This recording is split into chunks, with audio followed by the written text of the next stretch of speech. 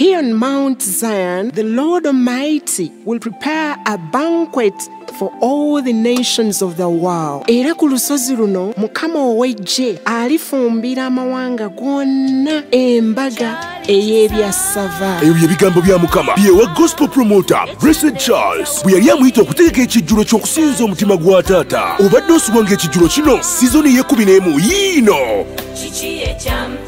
Tugenda kusinza ekitabangawo ng'ate bwe twebaza Katonda olw'okutuyisa mu kiseera kino eky'ekirwadde kya coronavirus. Essubi libadde likuweddemu nga tomanyine wakutandikira. Jangu tusinze Mukama omugambe nga bw'olumwa. Tugenda kubeera ku social media live, Facebook, YouTube ne Instagram ku mikutu gya Blessed Charles BGP Events. Likinga, subscribinga oba ogoberere era oyanirize n'omulala. Byonna byakubawo ku Sunday ngenda kusoma 6 December 2020 okuva ku ssaawa 6 ez'omutuntu okutuuka ku ssaawa 1 y'akawungeezi. Naawe yagala okwegatta ku banquet eno tugenda kubeeraawo ku University Community Fellowship Makerere Kikoni oba kuba essimu noti 7 noti 3 35 6 noti 33. Obuukinga ekifo kyo nga bukyali wambangu agenda okujja teweerabira masikiyo. Abasinza bonna weebali bakulembeddwa mu Robert Ssenyonga, Betty Muwanguzi, Penina Nkwanga, Justin Nabosa, Gabi Ntate, Sara Serumaga, Regan Kabunga, Omusumba Wilson Bugembe, Carol Budrick, Zoe Patra n'abalala bangi. Scientific Online Heart Worship Banquet ewagiddwa Cheche Medical Center, Nansana, Elite Junior Academy, Sango Stationers, Act High School Chotera, X Options Boutique, Maggie Fashions, nekitegekebwa Blessed Gospel Promotions, BGP Events.